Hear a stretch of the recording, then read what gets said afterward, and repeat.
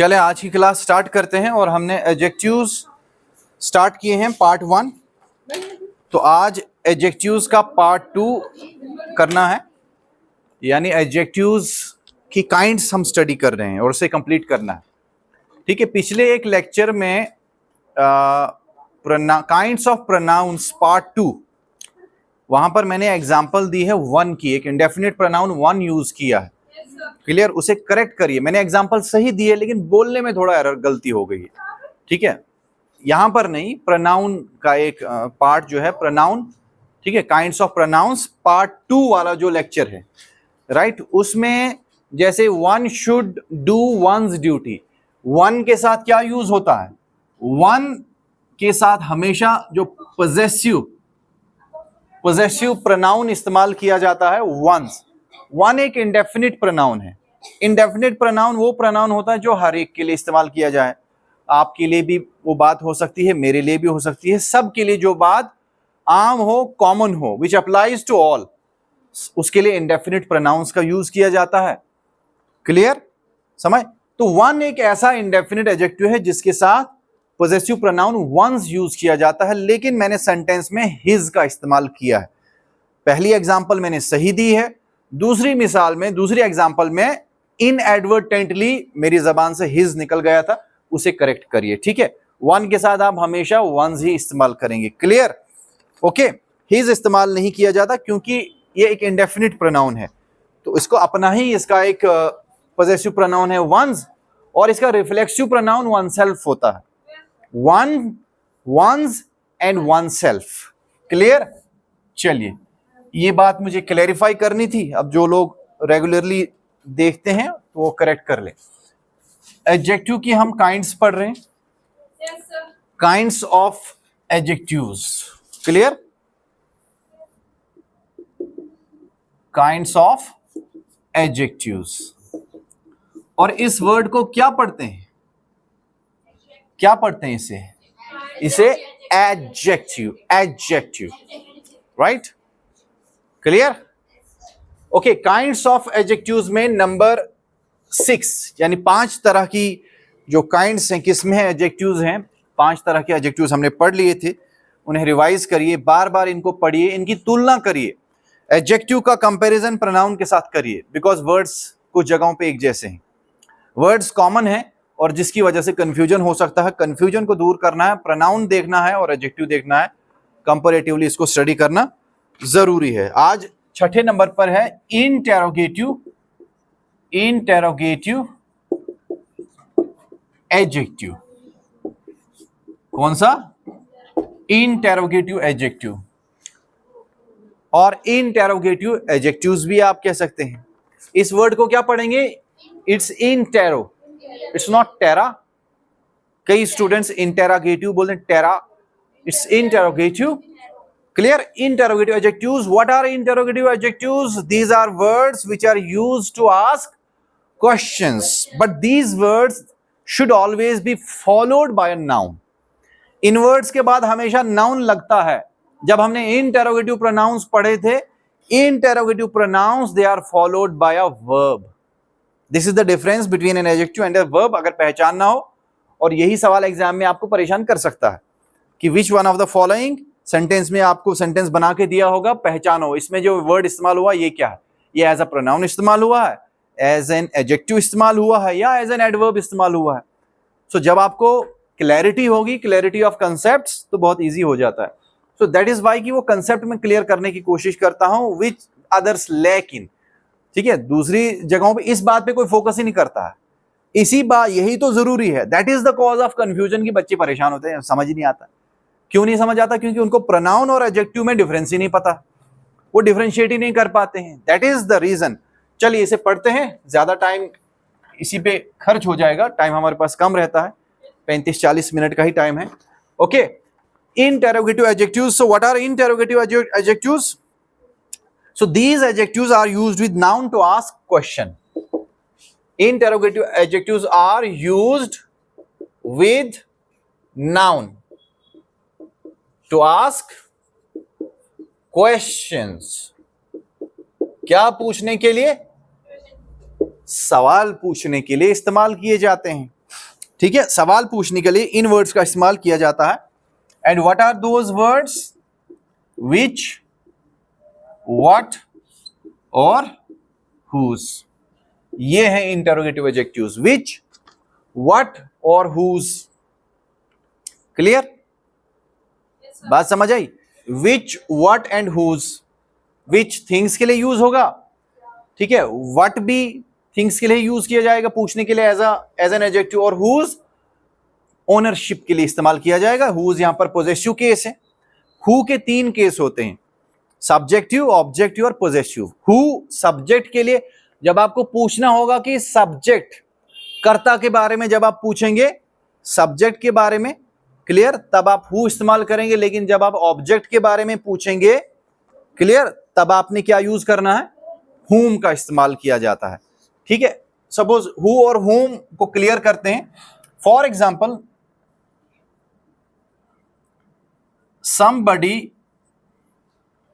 somebody knocked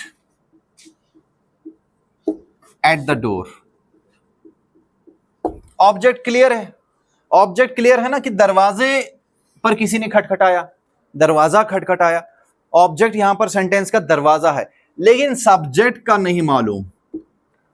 अब आपको subject के बारे में पता नहीं कि यह दरवाजा किसने खटखटाया, आप क्या बोलेंगे? कौन सा सवाल पूछेंगे? हु बोलेंगे ना, या हुम बोलेंगे?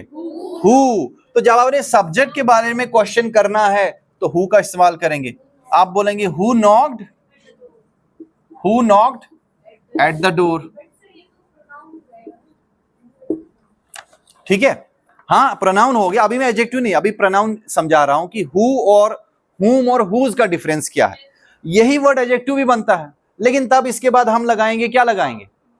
तब क्या लगाएंगे? यस, नाउन लगाएंगे। अभी फिलहाल इसको हु हुम का कंसेप्ट समझना है कि क्या होता है। somebody knocked at the door, आपको सब्जेक्ट पता नहीं कि काम करने वाला कौन है। You are not aware, you don't know who is the doer of the action. तो doer of the action subject होता है, और सब्जेक्ट के बारे में जब आप सवाल बनाएंगे हु से बनाएंगे। Who knocked at the door, पहला पॉइंट। दूसरा, अब हुम का इस्तेमाल कहां किया जाता है? जैसे मैं लिखता हूं ही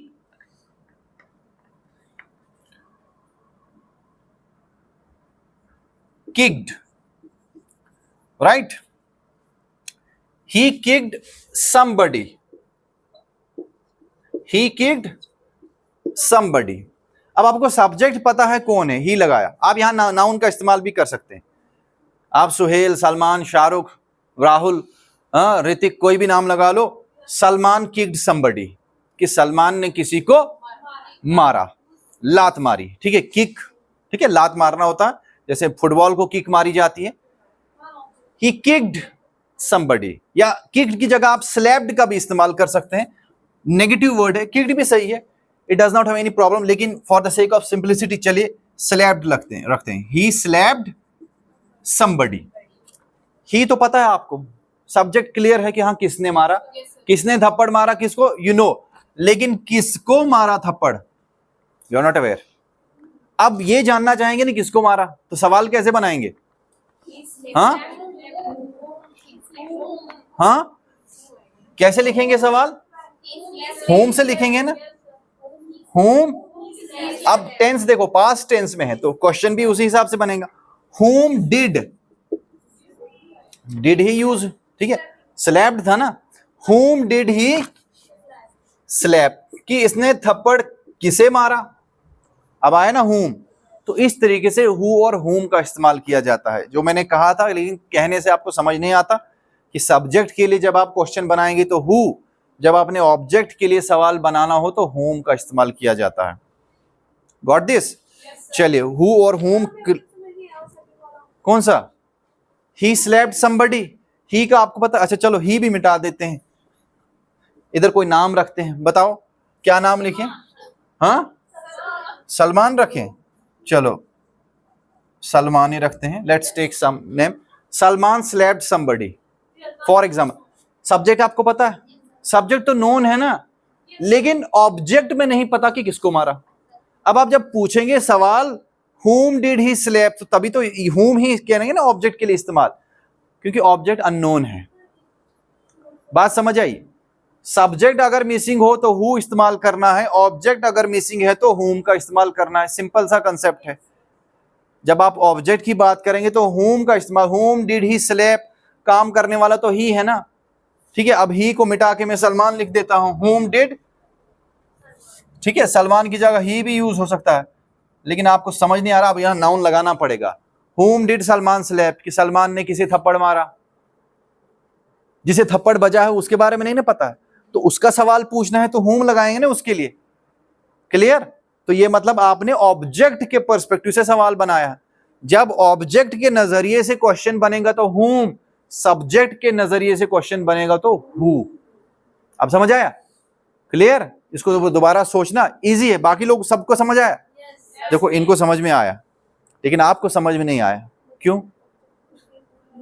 आ गया हो एनी हाउ। अब ठीक है, हुज तो पोजेशन के लिए यूज किया जाता है, ठीक है। For example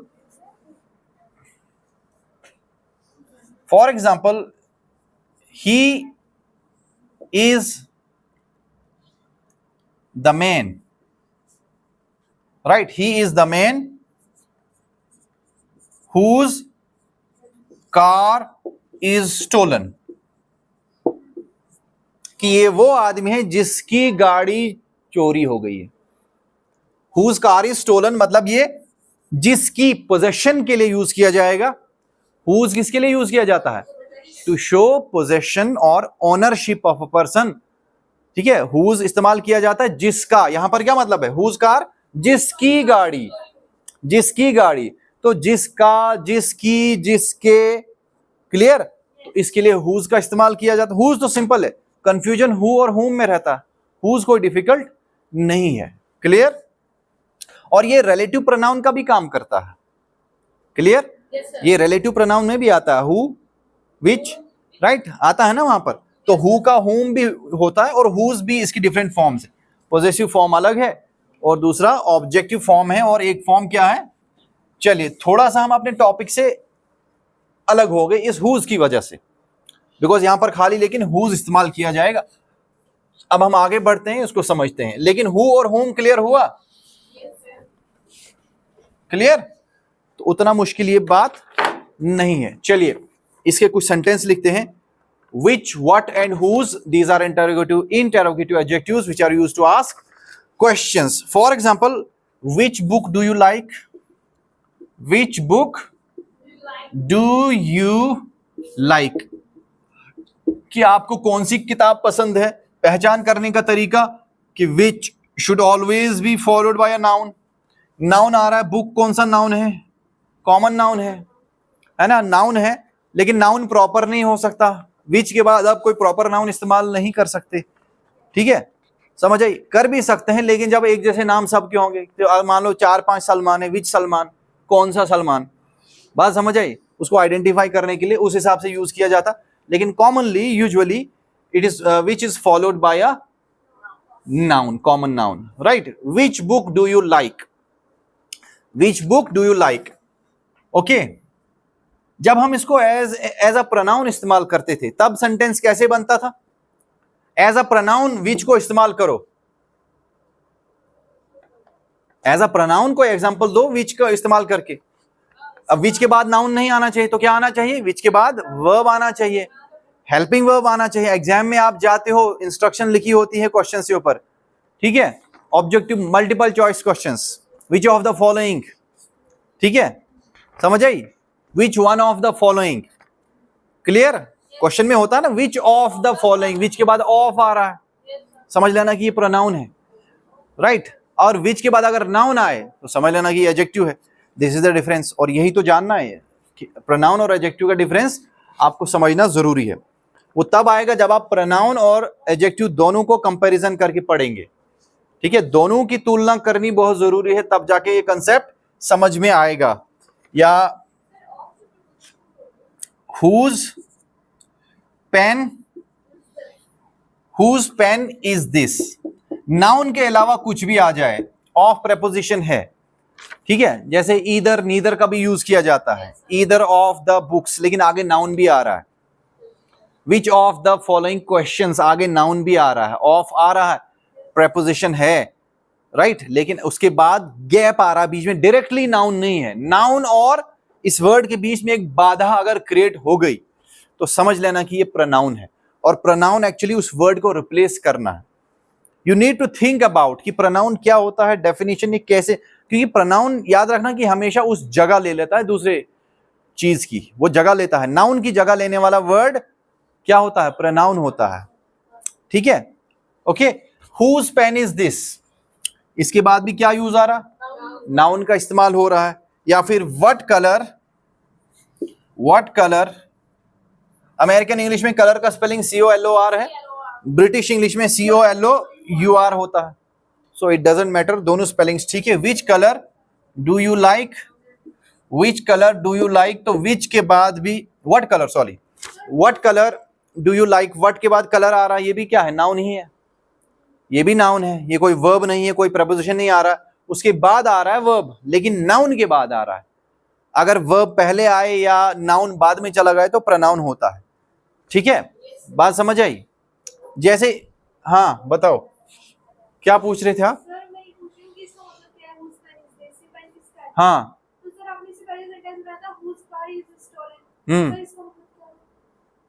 whose car is stolen, लेकिन तब वो खाली, तब वो इंटरोगेटिव प्रोनाउन नहीं है, वहां पर वो एज अ रिलेटिव प्रोनाउन इस्तेमाल हुआ है।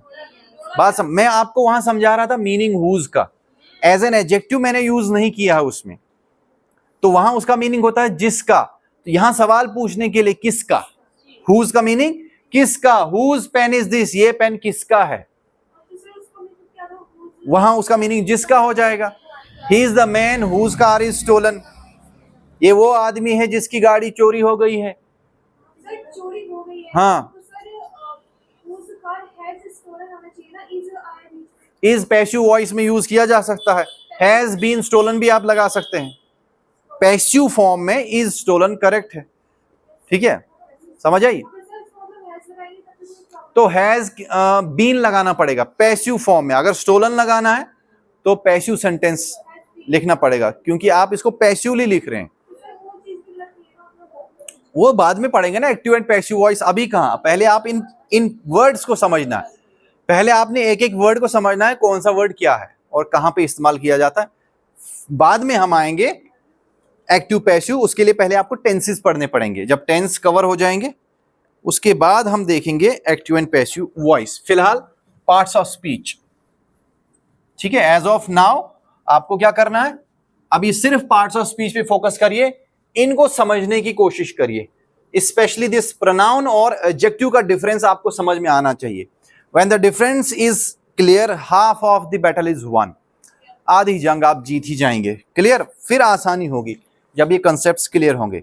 आफ्टर दिस नंबर 7, 7वें नंबर पर है distributive adjectives, distributive adjectives. Clear, जैसे डिस्ट्रीब्यूटिव प्रोनाउंस हमने पढ़े, तो क्या करते थे distributive pronouns, distributive pronouns are used to talk about the members of a group separately, यानी एक एक करके, ईच वन सेपरेटली, हर एक की आप अलग अलग करके बात कर रहे हैं, एक एक करके बात कर रहे हैं, यानी आप इनफरादी तौर पर बात कर रहे हैं, मजमूई तौर पर बात नहीं कर रहे हैं। एक होता है कलेक्टिवली, दूसरा होता है इंडिविजुअली, इनफरादी तौर। सो इनफरादी तौर पर जो वर्ड्स इस्तेमाल किए जाते हैं कि एक एक पर्सन के लिए, एक एक शख्स के लिए, उन्हें हम डिस्ट्रीब्यूटिव एडजेक्टिव्स कहते हैं, और डिस्ट्रीब्यूटिव प्रोनाउंस भी होते हैं, लेकिन दोनों को इस्तेमाल करने का स्ट्रक्चर जो इसका है डिफरेंस, उसकी वजह से ये एडजेक्टिव्स कहलाते हैं, वर्ड्स वही रहते हैं। क्लियर, थोड़ा सा डिफरेंस इसमें आता है। So what are distributive adjectives, ठीक है। Distributive adjectives refer to individuals, distributive adjectives refer to individual members of a group, right? अगर हम प्लूरल में बात करें तो डिस्ट्रीब्यूटिव एडजेक्टिव्स कहेंगे, इसकी हम सिंगुलरली भी बात कर सकते हैं, एक एक करके भी बात कर सकते हैं। तो हेडिंग प्लूरल में दो, या एडजेक्टिव्स लिखो या एडजेक्टिव, दोनों सही है। डिस्ट्रीब्यूटिव एडजेक्टिव क्या करता है, इट रेफर्स, तो मैं सिंगुलरली बात कर रहा हूं, refers to individual members of a group separately, अलग अलग करके बात की जाती है। तो इन्हीं वर्ड्स को हम क्या कहते हैं, डिस्ट्रीब्यूटिव एडजेक्टिव्स कहते हैं। फॉर एग्जाम्पल ये वाले वर्ड्स हैं ईच, एवरी, ईदर और neither. Each, every, either, neither. Right, whose class do you have in the next period? Alright, each, every, either और नीदर, ये 4 वर्ड्स हो गए। लेकिन क्या जब हमने प्रोनाउन पढ़ा था वहां एवरी वर्ड आया था?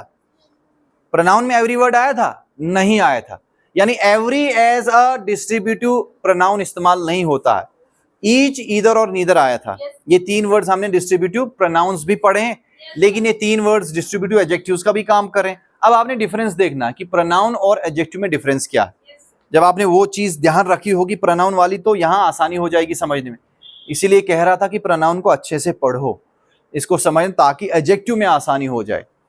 क्लियर? आप डायरेक्टली कोई पार्ट्स ऑफ स्पीच नहीं पढ़ सकते। नाउन, प्रोनाउन, एडजेक्टिव्स पढ़ने के लिए सबसे पहले नाउन पढ़ना है, फिर प्रोनाउन पढ़ना है, फिर एडजेक्टिव पढ़ना है।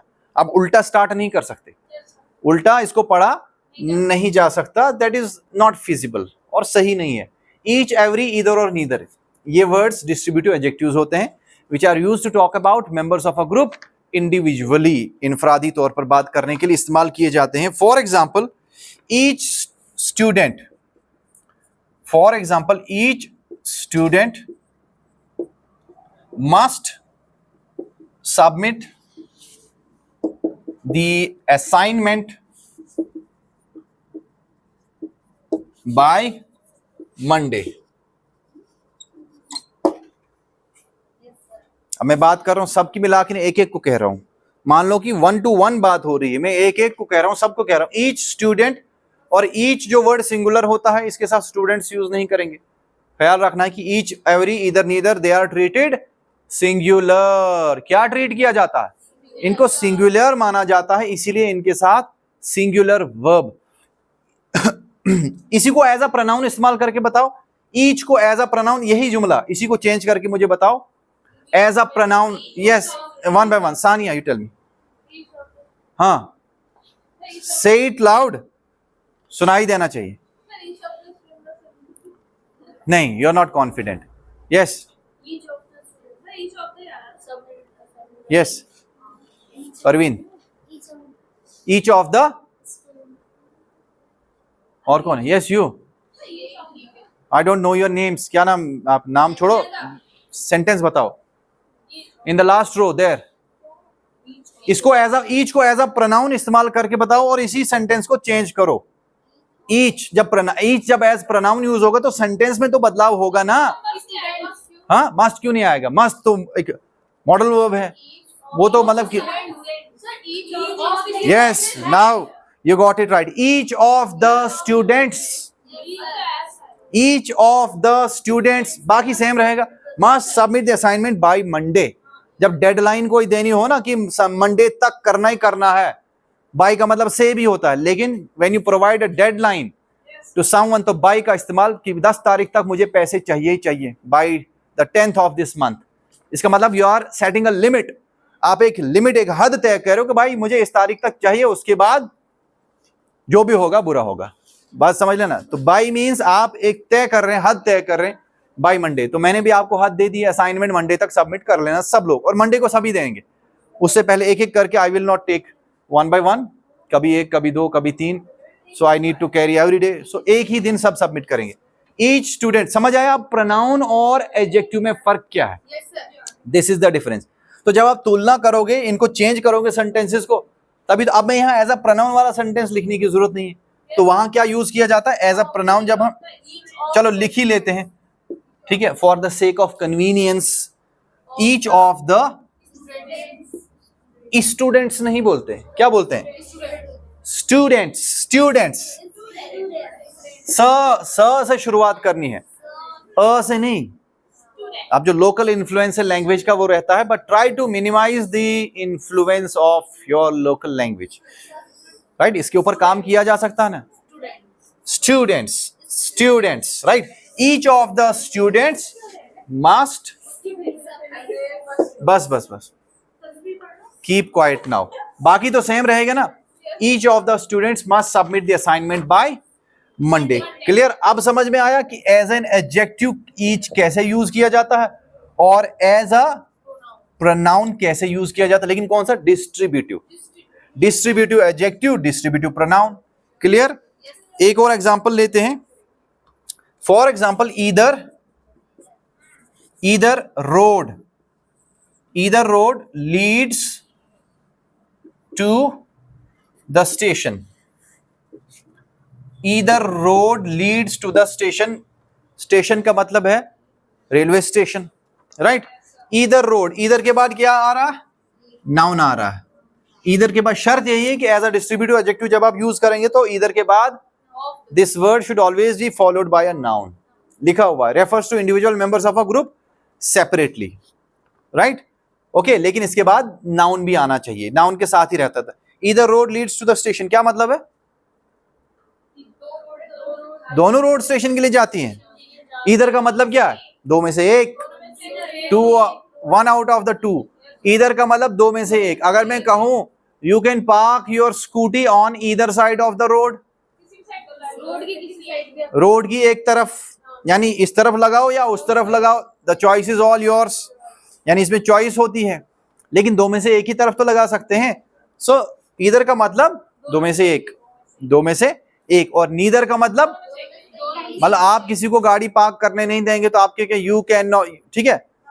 Neither side of the road you can park, neither खुद नेगेटिव है तो नॉट लगाने की जरूरत नहीं है, right? You can park your bike on neither side of the road, कि दो में से किसी भी तरफ तुम अपनी गाड़ी नहीं लगा सकते, right? Neither side of the road, neither का मतलब दो में से कुछ भी नहीं, दो में से कुछ भी नहीं। क्लियर? या मना करना हो किसी को तो you can not park your car और bike on either side of the road, कि मैं दो में से किसी भी तरफ तुम अपनी गाड़ी नहीं लगा सकते। नॉट लगा लो तो काम हो जाएगा, फिर नीदर की लगाने की जरूरत नहीं पड़ेगी। ये मिटा दें तो ये डिस्ट्रीब्यूटिव एडजेक्टिव्स हैं। इसके साथ एवरी भी है, every boy, every girl, right? ठीक है, ईच के साथ साथ एवरी भी यूज किया जाता है, और ये भी सिंगुलर के लिए यूज किया जाता है यहाँ पर। इसके बाद नाउन आएगा ईदर और नीदर, लेकिन इनके साथ ऑफ नहीं लगाना। एज एन एडजेक्टिव ऑफ नहीं आएगा, जैसे इधर आया ऑफ द स्टूडेंट्स, ये प्रोनाउन हो जाएगा। क्लियर? मिटा दें। डिस्ट्रीब्यूटिव एडजेक्टिव के बाद एक और तरह का एडजेक्टिव है, क्लियर, जिसे हम इंडेफिनिट एडजेक्टिव कहते हैं। इनडेफिनिट एडजेक्टिव अगर हम उसको स्टडी करना चाहें तो एडजेक्टिव ऑफ नंबर में भी उसको पढ़ा जा सकता है, बट एडजेक्टिव ऑफ नंबर में फिर दो अलग कैटेगरीज हो जाएंगी, ठीक है? एडजेक्टिव ऑफ डेफिनिट नंबर और दूसरा हो जाएगा एडजेक्टिव ऑफ इंडेफिनिट नंबर, यानी न्यूमरल, ठीक है? न्यूमरल एडजेक्टिव भी इसे कहा जाता है, राइट? लेकिन मैंने इसको अलग रखा, कोई बात नहीं, लेकिन ये मालूम रहे कि इसको हम किस कैटेगरी में रख सकते हैं, एडजेक्टिव ऑफ नंबर में भी रख सकते हैं, ठीक है? डिस्ट्रीब्यूटिव के बाद 8वें नंबर पर है कौन सा? इनडेफिनिट। इनडेफिनिट एडजेक्टिव और एडजेक्टिव्स प्लूरल, क्योंकि एक से ज्यादा वर्ड्स होंगे तो आप प्लूरल डेफिनेशन भी दे सकते हैं, सिंगुलरली भी इसकी बात की जा सकती है। So indefinite adjectives, what are indefinite adjectives? Indefinite adjective gives, right? ये क्या करता है? इनडेफिनिट एडजेक्टिव क्या होता है? ये क्या करता है? Gives a general idea. Indefinite adjective gives a general idea about the noun. About the noun you are talking about. जिस noun की आप जिक्र कर रहे हैं, बात कर रहे हैं, उसके बारे में अगर ये वाला एडजेक्टिव इस्तेमाल करेंगे जिसे हम इंडेफिनिट एडजेक्टिव कहते हैं, तो वो एक जनरल आइडिया के लिए, एक सामान्य रूप से बात जब हम करते हैं तो तब इस्तेमाल किया जाएगा। इट मीन्स आपको पता नहीं है, ठीक है? यू डोंट नो वेल कि कौन, क्या, किसने, उसका कलर क्या था, नाम क्या था। जब आपको ना पता हो तो इंडेफिनिट वाले यूज, इंडेफिनिट प्रोनाउंस नहीं पढ़ा आपने? Indefinite pronouns when something is not definite, when something is not known to you, someone, anyone, no one, somebody, anybody, nobody, something, anything, nothing, यही वाले वर्ड्स हैं। क्लियर? इन्हीं को क्या कहते हैं? Indefinite words. अब इंडेफिनिट प्रोनाउन भी होता है, इंडेफिनिट एडजेक्टिव भी होता है। इंडेफिनिट प्रोनाउन वाला चैप्टर क्लोज हो गया, अब इंडेफिनिट एडजेक्टिव्स हो जाएंगे। वर्ड्स मैच करेंगे, जो वर्ड्स इधर हैं वो उधर भी हैं। ये वर्ड्स खिल्ली मिल्ली खेलते हैं, ये इधर भी हैं उधर भी हैं, क्लियर। लेकिन कंसेप्ट आपको समझना है कि ये क्यों है, इधर उधर क्यों है।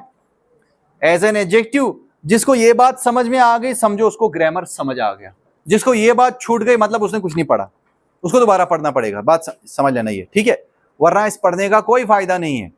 अगर आपको ये क्लियर नहीं हो रहा है कि प्रोनाउन क्या है, एडजेक्टिव क्या है, so all classes are useless. Clear, आपको दोबारा पढ़ना पड़ेगा। बात समझ आई? जब तक कंसेप्ट समझ में नहीं आएगा, प्रोनाउन में नहीं आया, हो सकता है एडजेक्टिव में आ जाए, यहां पर भी नहीं आया तो उसके बाद कहां आएगा? यहां नाउन, प्रोनाउन, एडजेक्टिव और एक और टॉपिक है आर्टिकल्स, डिटर्मिनर्स जिसे कहते हैं।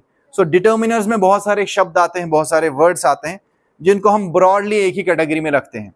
नाउन और प्रोनाउन के लिए जो भी वर्ड इस्तेमाल किया जाता है उसे डिटर्मिनर कहते हैं, ठीक है। यानी वो डिटर्मिन करते हैं नाउन प्रोनाउन की कोई खूबी, खामी, खासियत, क्वांटिटी, नंबर वगैरह बताने के लिए। जैसे माई, वाई वगैरह भी, ये भी अगर ये पॉजेसिव प्रोनाउंस भी हैं लेकिन डिटर्मिनर्स में भी यूज किए जाते हैं। We will talk about them later, जब ये पढ़ लेंगे नाउन, प्रोनाउन, एडजेक्टिव, उसके बाद आर्टिकल्स एंड डिटर्मिनर्स मैं पढ़ाऊंगा, ठीक है, क्योंकि ये नाउन से ही रिलेटेड है। चलिए अब इंडेफिनिट एडजेक्टिव की बात करते हैं।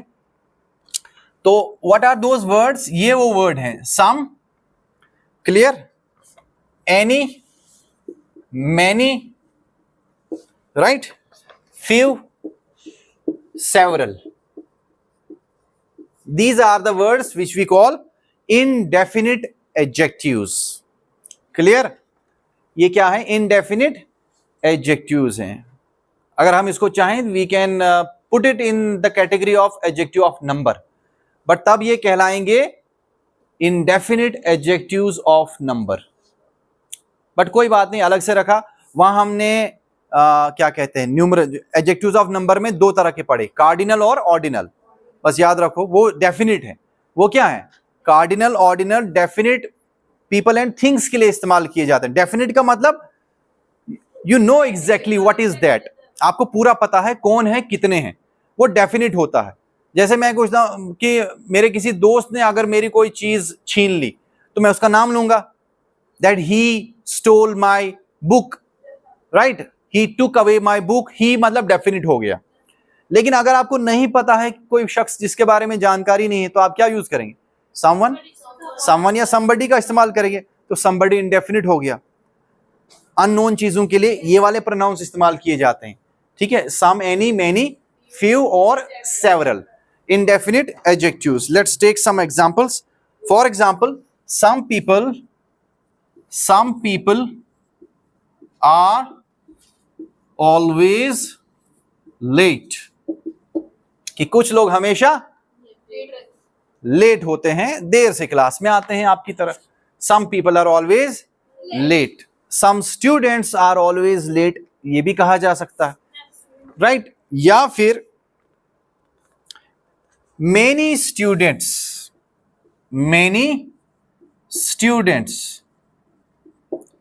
passed the entrance examination। मैं एग्जामिनेशन के लिए शॉर्ट में लिख रहा हूं, ये XM exam. Many students pass the entrance examination। आप देख रहे हैं कि सम के बाद क्या आ रहा है? नाउन आ रहा है। मैनी के बाद क्या आ रहा है? नाउन आ रहा है।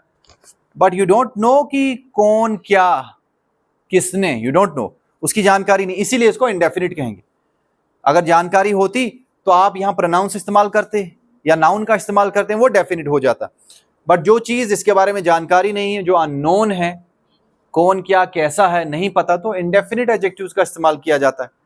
सम पीपल, सम स्टूडेंट्स, इसी तरीके से फ्यू और सेवरल भी है। अब फ्यू में तीन किस्में आती हैं, few, a few, the few. Few का मतलब क्या है, अ फ्यू का मतलब क्या है, द फ्यू का मतलब क्या है? Few is used in a negative sense. Few का मतलब ना के बराबर, नेग्लिजिबल। इफ आई से I have few money, right, ठीक है, I have few money, I can't lend you any money, right, मैं आपको पैसा उधार नहीं दे सकता, क्लियर। तो फ्यू का मतलब नेग्लिजिबल। अब इफ आई से few students join the class yesterday, कि बहुत कम स्टूडेंट्स ने क्लास ली। कम का मतलब 2-3, 30 में से 2-3, वो तो ना के बराबर हुए ना, तो 30 में से अगर 2-3 क्लास कर रहे हैं, इट मींस आपने क्या यूज करना है, फ्यू। अगर 10-12 हैं 30 में से, तो आप अ फ्यू का इस्तेमाल करेंगे। अ फ्यू पॉजिटिव है, a few is used in a positive sense, that means yes there was some amount, there was some number in the class, तो तब आप अ फ्यू का इस्तेमाल करेंगे। द फ्यू का इस्तेमाल कब करेंगे?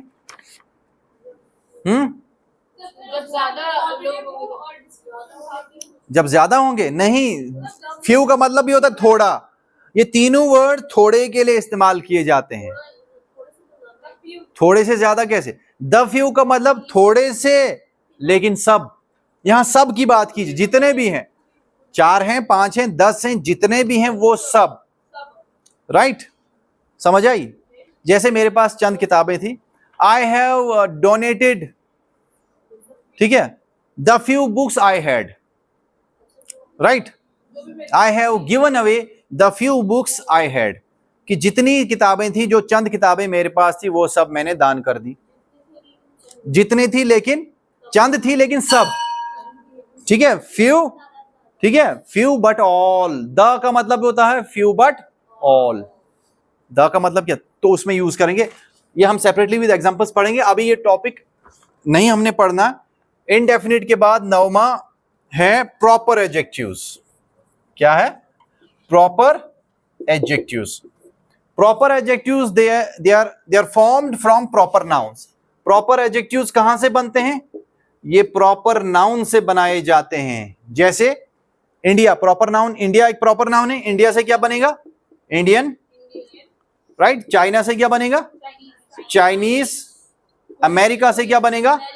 American, American. कोरिया से कोरियन। तो इस तरीके से जितने भी प्रॉपर नाउन है, शेक्सपियर से शेक्सपियरियन, ठीक है, शेक्सपियर से क्या बनेगा? शेक्सपियरियन, SHAKESPEAREAN, ठीक है। Shakespearean plays are wonderful, Shakespearean plays are wonderful. तो इस तरीके से ये भी एडजेक्टिव्स हैं, समझ आई? Shakespearean, Indian, Chinese, American, okay. England वाले लोगों को क्या कहते हैं? इंग्लिश, उसको इंग्लिश। पोलैंड के लोगों के लिए कौन सा एडजेक्टिव बनेगा? पॉलिश, हाँ, POLISH, पॉलिश। तो दीज, ये जो है ना प्रॉपर नाउन, प्रॉपर नाउन से बनाए जाते हैं एडजेक्टिव्स। तो प्रॉपर नाउन में कंट्रीज भी तो आती हैं, लोगों के नाम आते हैं लेकिन कंट्रीज भी आते हैं, तो वो सब प्रॉपर हैं। Names of proper places, proper things and even books, religious books, वो भी प्रॉपर गिनी जाती है। तो these are proper adjectives. Clear? 10वें नंबर पर है एम्फेटिक, एम्फेटिक एडजेक्टिव्स। ये एम्फेटिक एडजेक्टिव्स क्या होते हैं? These are words which are used to lay emphasis on, lay emphasis on a noun. Noun के ऊपर जोर देकर बात करने के लिए इस्तेमाल किए जाते हैं, ठीक है। यानी पुरजोर तरीके से आप एम्फेसाइज करेंगे किसी बात पर, किसी शख्स पर, किसी चीज पर आप जोर देने के लिए जो अल्फाज इस्तेमाल करते हैं, we call them as emphatic adjectives. And what are these words?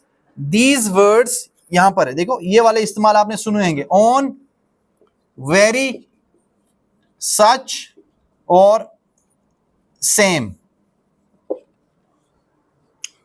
On, very, सच और सेम। और सेम में द भी जोड़ा जाता है साथ में, द सेम, बिकॉज ये जो है हमेशा पर्टिकुलर चीज के लिए इस्तेमाल किया जाता है। और जब कोई चीज पर्टिकुलर होती है, डेफिनिट होती है, तो वहां आर्टिकल द लगाना जरूरी हो जाता है, इसलिए मैंने लगा ही दिया पहले से ही। वर्ड लेकिन सेम है, लेकिन इसमें द सेम यूज किया जाता है। ऑन, वेरी, सच और द सेम। क्लियर? टाइम हो चुका है, ठीक है। I will narrate some examples, इसे खत्म ही करेंगे। एनी हाउ, जैसे I have my own car, I have my own car, I have a car. अगर मैं कहता कि मेरे पास गाड़ी है, लेकिन यू डोंट नो कि गाड़ी किसकी है, भाई की है, बहन की है, बाप की है, माँ की है, पड़ोसी की है, चचा की है, किसकी है। जब मैं ओन लगाऊंगा मतलब मेरी है, जर खरीद है, अपने पैसों से खरीदी है, तो एम्फेसिस हो गया ना, I have my own car. दूसरा sentence, she is such a nice girl, she is such a nice girl. तो सच वर्ड यूज किया जाता है to express the quality of a noun और अ प्रोनाउन। तो नाउन प्रोनाउन की quality बताने के लिए सच का इस्तेमाल किया जाएगा। तो सच भी एम्फेसिस के लिए यूज किया जा रहा है, राइट। अगर मैं कहूं she is a nice girl, इससे भी तो बात बन रही है, she is a nice girl, कि वो अच्छी लड़की है। लेकिन जब मैं कहूंगा she is such a nice girl, कि आप मतलब उस क्वालिटी में इजाफा कर रहे हैं, उस पर जोर देना चाहते हैं कि निहायत ही सबसे बेहतर है, कि इस जैसा कोई दूसरा नहीं। She is such a nice girl. Another example we can take is he came at that very moment. He came at that very moment. बिल्कुल उसी क्षण, उसी वक्त, उसी मोमेंट पे वो आया। तो एम्फेसाइज करने के लिए बिल्कुल बैक वक्त, एग्जैक्टली द सेम। वेरी का मतलब क्या होता है? एग्जैक्टली, एग्जैक्टली, राइट, बिल्कुल उसी वक्त। तो वेरी का इस्तेमाल भी एम्फेसाइज करने के लिए यूज किया जाता है। और अब बचा सेम, सेम वाला वर्ड, यानी द सेम भी यूज किया जाता है, राइट।